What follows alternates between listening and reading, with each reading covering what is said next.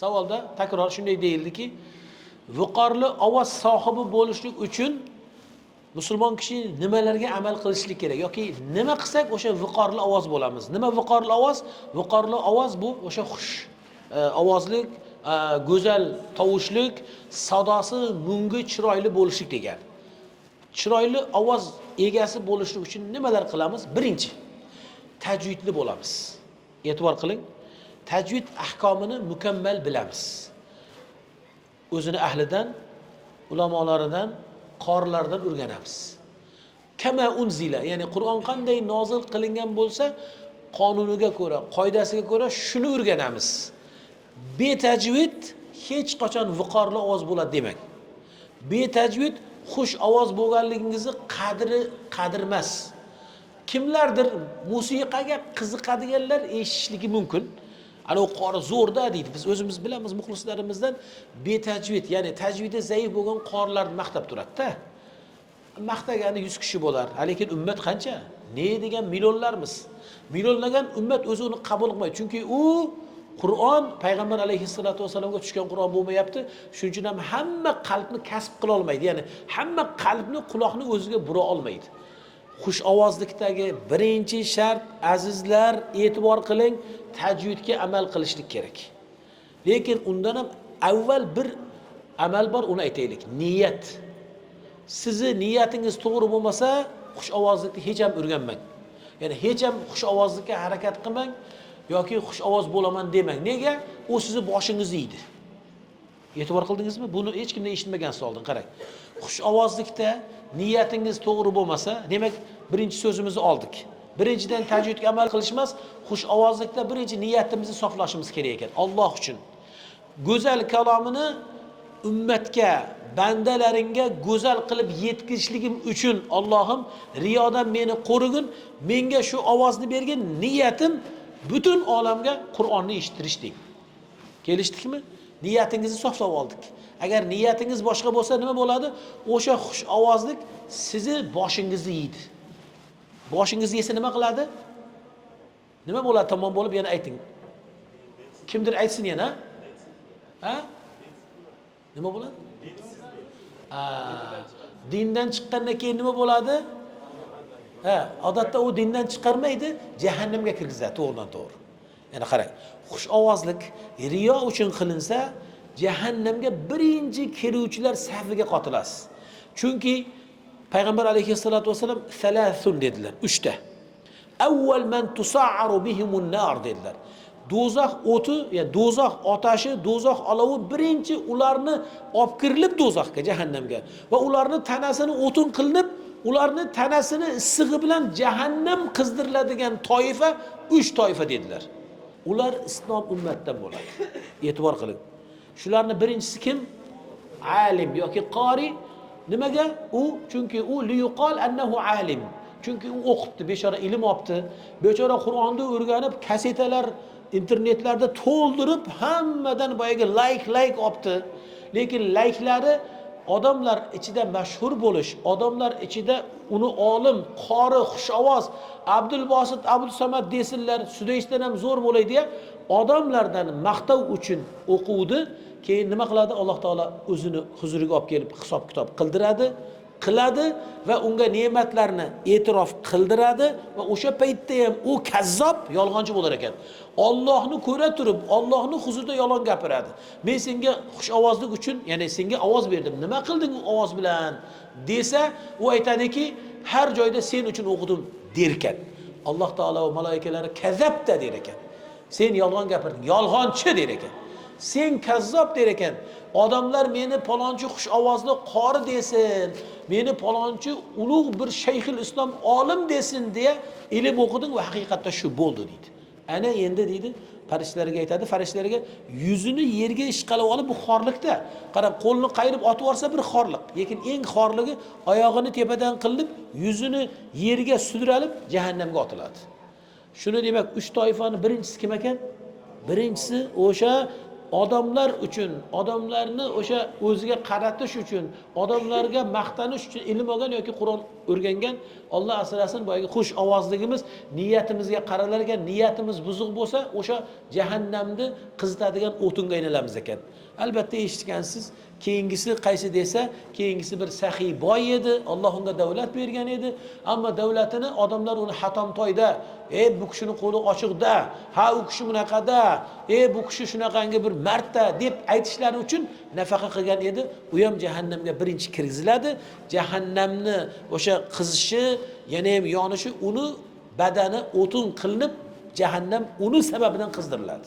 Alloh asr jahannam o'zi jahannam bo'lsa, jahannam o'zi jahannam bo'lsa, uni badani yoqilsa nima bo'lsa, uni tasavvur qiling-da.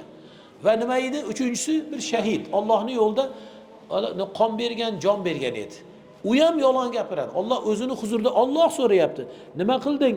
Men bergan senga tanani, jonni desa, seni yo'lingda shahidlik qildim. Shahid bo'ldim desa, kazzabda deydi Alloh taolo. Yolg'onchi deydi. Yolg'on gapiryapsan. Sen odamlar meni mard desin, qahramon desin, qahramonlarcha halok bo'lib shahid bo'ldi deb odamlar uchun shahid bo'lding, endi jahannamga ketasan. Bo'ldi, jahannamga otiladi.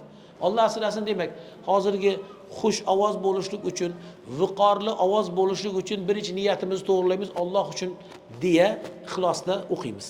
Ikkinchisi nima demak? Tajvid bo'ladi. Tajvidga muvofiq o'qiymiz. Tajvidga muvofiq bo'lgan ovozni hech qachon ta'sirli ovoz demang. Ta'sirlanuvchi kam bo'ladi. Bor-ku ta'sirlanuvchi deysiz menga hozir. Ularni qarab ko'ring, ular qanaqadir musiqaga qiziqqan, qanaqadir bir ohangga qiziqqan, o'zi diniy ham bir yupqalashib qolgan birlari bo'ladi. Namozni yaxshi o'qimaydigan, namozni ola-bola qiladigan, jumalarga kelib boshqa namozga kelmaydigan, zakotlarni bermaydigan, o'zi u bu narsalik munkarlarni qivoradiganlar ularning muxlisi bo'ladi. Kelishdiga, demak ikkinchisi shu ekan. Ha, uchinchisi nima bo'ladi desa, uchinchisi as-sabiqin, ya'ni sima'us sabiqin. O'zingizdan avvalgi yoki sizdan katta qorilarni eshita boshlaysiz. Avvalida qarab turing, o'zingizni qulog'ingizga yoqqan, qalbingizni o'sha iymonda ziyoda qilgan, sizni badaningizga huzur, halovatni ko'proq baxshida qilganlarni eshiting. Keyin bor qorilarni internetda misol uchun eshitavering. Uni ohangi, buning ohangi, ana uni ohangi, ana uni nolasi, buni o'sha xush ovozligi biri bo'lmasa biri nima qiladi? Sizni albatta ohangda uyg'otadi. Ohangda sizga ta'lim bo'ladi. Endi shu yerda nima bor? Yana bir masala bor. Biriga taqlid qilaman deya faqat o'sha masalan Abdulbosit Abdusamad yoki Sudaysi yoki Mashari bo'lib qolmang. Avvalida siz birini eshitasiz, chunki o'zingizni fitriy ovozingizni topib olish uchun. Tushunarlimi? Shuning uchun ham taqlid durustmi, durust emasmi deysa, ya'ni birovga taqlid qilishlik avvalida durust, keyinida xato deymiz. Avvalida qachon o'zingizni ovozingizni topa olishligingiz uchun o'zingizdan kattalarga iqtido qilasiz, ergashasiz, taqlid qilasiz, o'xshatasiz. Shu ohangda keyin birovni tovushini qilishligingiz bilan sizda ohang borligi his qilinadi. Ko'ring, har bir ohangda biriga o'xshatadigan qori bo'lsa, uni ajoyib masalan ohangi bor. Faqat u o'zini bilmaydi. Demak, eshitamiz bizdan boshqalarni, katta-katta qorilarni, ta'sirlanganimizni ko'p eshitamiz. Qolganlari ham menga yoqayapti-yu, lekin ana birinchisi, ikkinchisi kabi ta'sir qilmayapti desangiz ham eshitaverasiz. Keyin shularga taqlid qila boshlaysiz.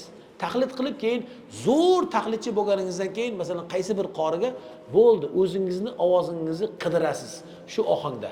Tushunarlimi? Endi taqlidda ham nima qilasiz? Shunday qilasiz. Bir qorni olasizda ko'proq eshitasiz.